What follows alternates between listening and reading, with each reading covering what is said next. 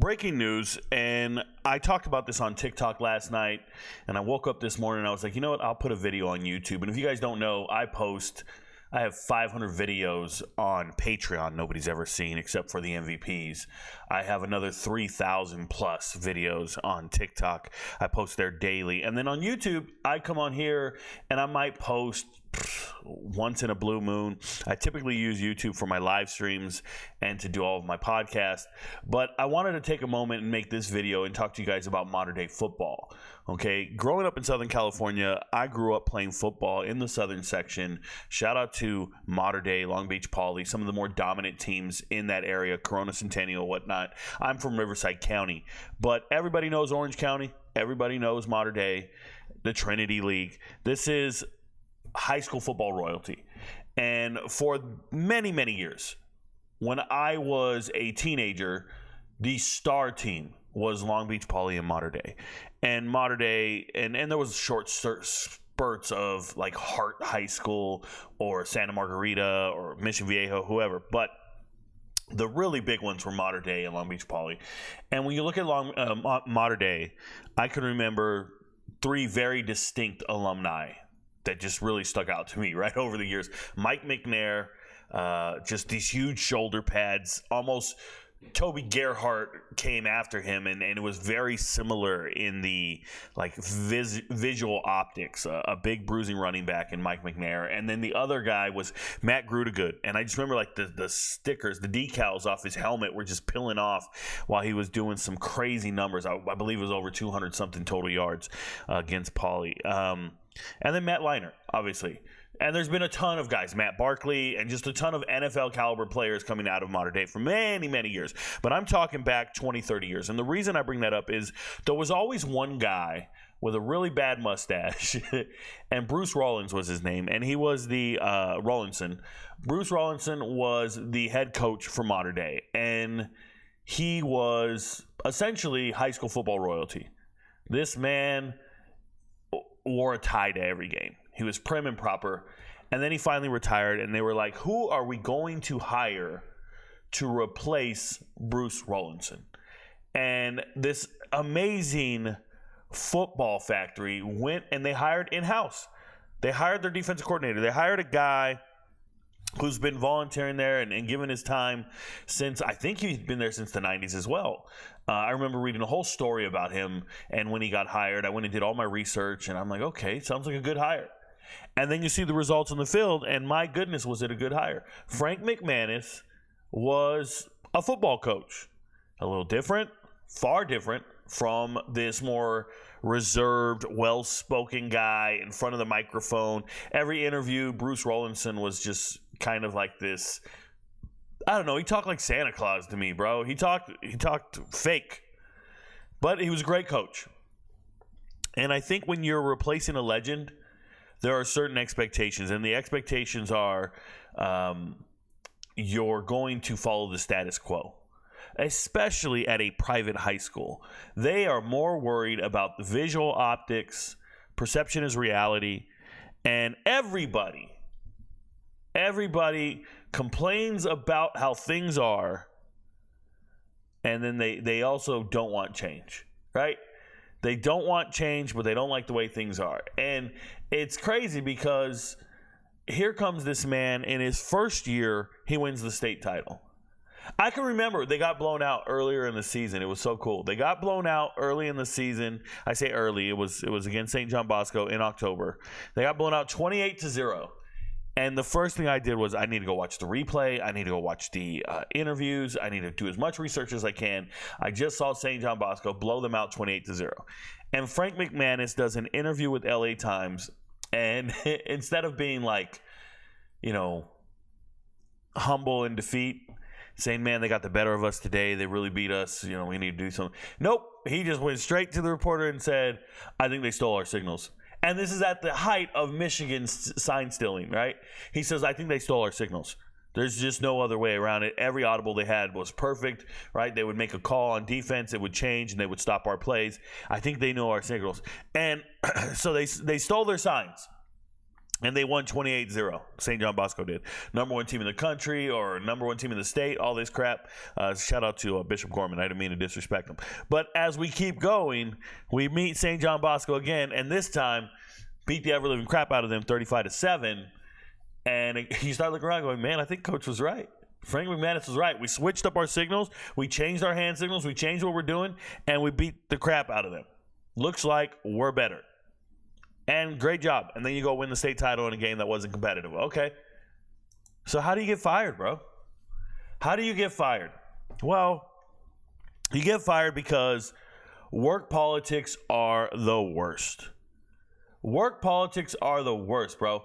I'm going to tell you guys, it's never worse in the military, okay? In the military, we get these annual report cards, these annual reports, and your evaluation report is everything. If you're an officer or a commissioned officer or a non-commissioned officer in the military, you get an annual report card, and you kiss ass to your boss all year to get a good report card. And anybody who tells you I didn't care about my interview, I just went to work or whatever, I don't know if they ever made it to the upper echelon of leadership, but I can remember when I became a master sergeant and I was an E8 and I was the best master sergeant in the brigade.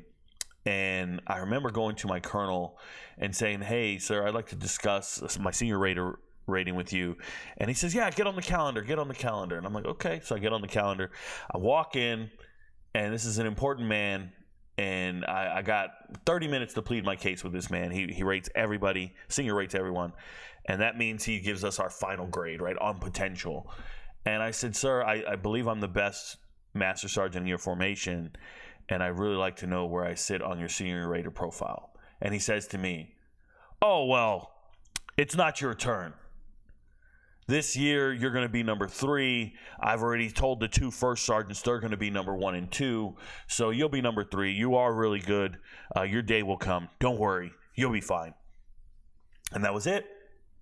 And I remember walking out of there pissed and saying, what the hell do I have to do? Well, you got to be a first sergeant, Rico. Okay. So I go become a first sergeant.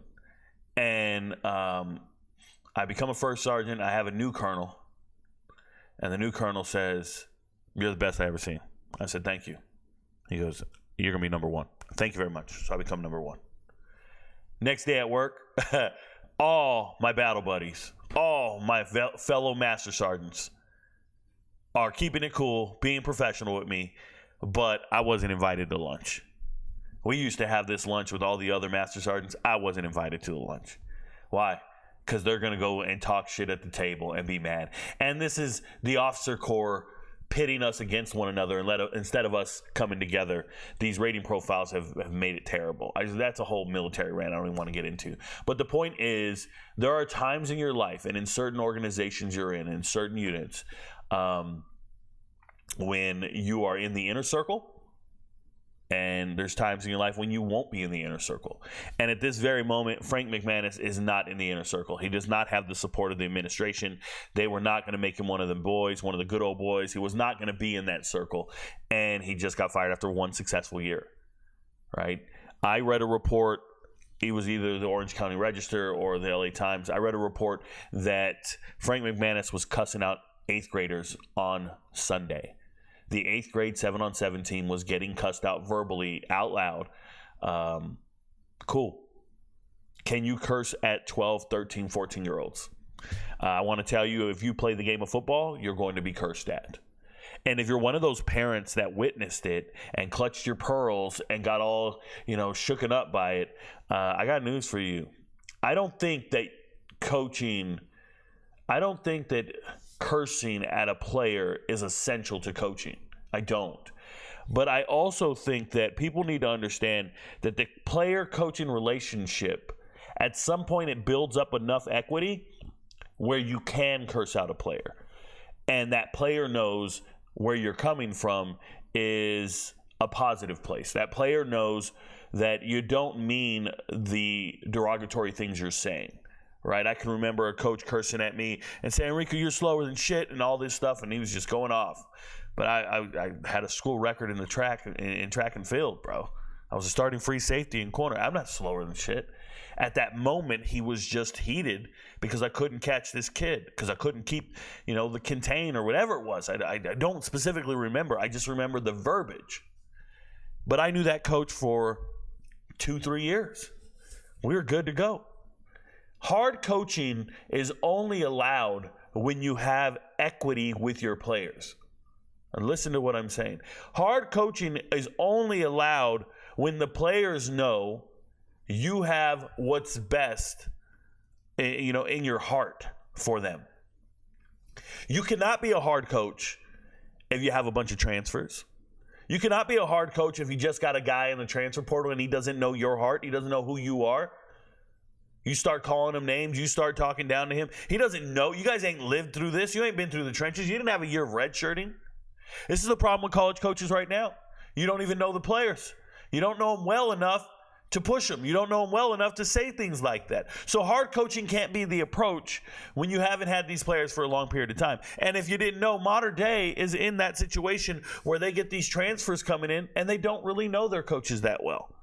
They didn't come up with them. So if you're hard coaching an 8th grader, you better hope and you better know damn well that you have known that kid since he was 6 or 7 years old. You have a great rapport with his parents, and you guys have dinners together and you all know each other. Like, that's the way you can do hard coaching, is having some type of equity with your players. You got to have a foundation and a relationship with your player, or the player won't be receptive to it. And even if you find those players that are receptive to it, like, it doesn't bother me. Coach me hard, bro. I'm out here to do my job. That's my mindset. Not all kids are built this way. Not all parents are cut from the same cloth. And in a private school, people will say, well, private schools are soft, man. California, they're liberal, they're soft. No, slow down. A private school has the ability to impose and implement their rules far more effective than any public school. A private school can fire you right now. It's a private school. It's their prerogative. But at the same time, a private school has so much more influence and political influence from parents, from boosters, from donors, from a board, from a chancellor, like from whoever. No parents have that type of sway in a public school. It just doesn't work that way. Public school, I mean, man, coaches just be like, whatever. But yes, Mater Dei has had issues in the locker room. They just got sued recently for a head injury that occurred within the locker room, and the football team tried to hide it, and the coaches tried to hide it.